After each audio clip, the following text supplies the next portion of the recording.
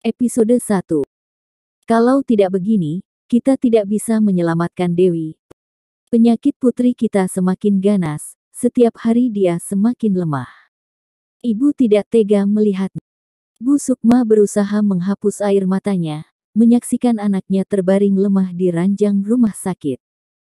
Pagi tadi, Dewi, anak kedua mereka, yang berusia 14 tahun itu jatuh pingsan. Memang sudah lama anak mereka itu sakit keras. Jantungnya bermasalah. Dokter yang menangani mengatakan, anak mereka bisa selamat dengan operasi.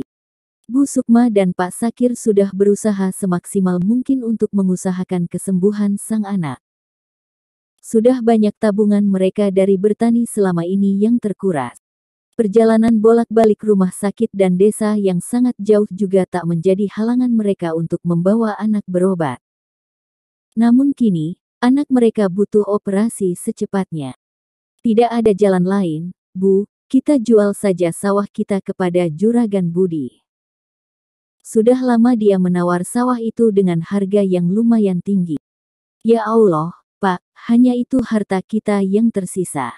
Bu Sukma menutup matanya, terguncang pula nampak bahunya. Tidak apa, Bu, yang penting anak kita sembuh. Bu Sukma memandang suaminya, gurat lelah nampak jelas di wajah tuanya. Namun, ia akhirnya mengangguk. Mereka tak punya pilihan lain selain menjual sepetak sawah mereka kepada juragan kaya di kampung. Sementara itu, seorang gadis cantik memeluk sebuah brosur universitas di dadanya. Di balik pintu kamar perawatan sang adik, ia telah mendengar semua hal yang dibicarakan oleh kedua orang tuanya. Bening Anjani namanya. Gadis cantik yang sedang ranum dan mekar di usianya yang akan menginjak 18 tahun. Lah tahu, pembicaraan serius orang tuanya barusan sudah sekalian mengubur cita-citanya untuk bisa kuliah di kota besar. Padahal, dulu bapak sudah berjanji akan menguliahkannya ke Jakarta dengan tabungan yang memang sudah disiapkan. Namun, sebagai anak yang berbakti juga sebagai bentuk kasih sayangnya kepada adik satu-satunya, Bening rela selesai sampai di bangku SMA. Lah bahkan merasa cukup beruntung, karena bisa menyelesaikan sekolahnya yang tidak bisa dirasakan oleh Dewi yang sakit-sakitan. Ning. Bening segera menghapus air matanya. Ia tak sadar kalau kedua orang tuanya sudah keluar dari kamar perawatan. Mereka juga menatap putri sulung mereka dengan perasaan gundah gulana. Maaf, Pak, Bu, Bening datang terlambat. Tadi masih ada berkas-berkas yang harus Bening ambil di sekolah.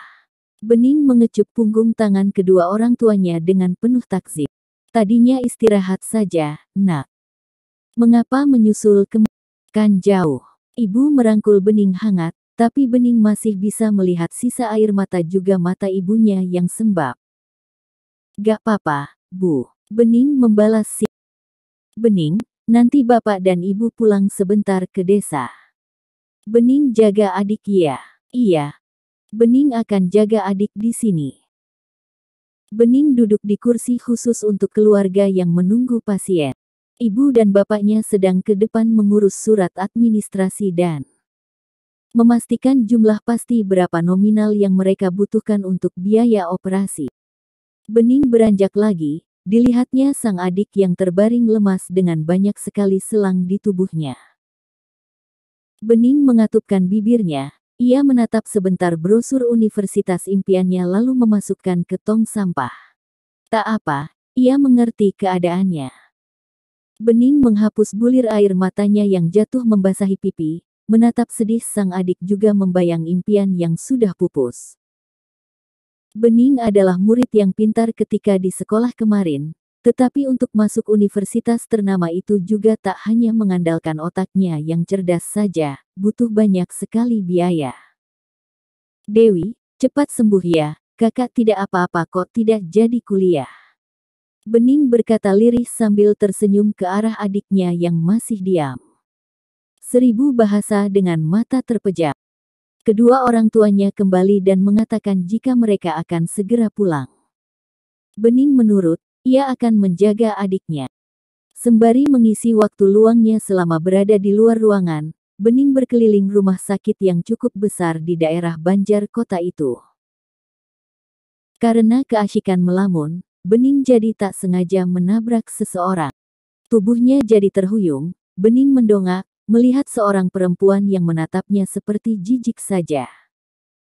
Pakai matamu kalau jalan, Hardik. Maaf, Mbak. Bening menunduk. Selah, kamu gak apa-apa. Suara seorang lelaki terdengar. Bening menatap sekali lagi perempuan di depannya. Cantik sekali dan tinggi semampai. Kulitnya seputih susu. Pasti perawatannya mahal. Apa dia arti? Bening seperti pernah melihatnya di TV. Kan udah aku bilang, Gara, jangan ajak aku ke tempat kayak gini.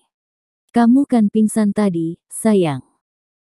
Lagian aku udah bilang kan gak usah ikut aku lihat proyek di sini. Jadi gini kan. Bening bingung dengan kedua orang di depannya itu. Akhirnya dia memilih pergi. Lelaki tampan itu juga tidak peduli padanya. Dia sibuk membujuk perempuan cantik tadi. Bening akhirnya tiba di sebuah pohon besar dengan sebuah bangku panjang. Ia duduk menatap kosong pandangan di depannya. Setelah ini, Bening mungkin tetap akan merantau. Di desa juga ia tidak tahu harus melakukan apa. Biarlah ia tidak jadi kuliah tapi niatnya merantau ke Jakarta tetap harus terlaksana. Dia harus mendapatkan pekerjaan untuk mengembalikan sepetak sawah juga rumah yang akan kedua orang tuanya jual hari ini. Bersambung.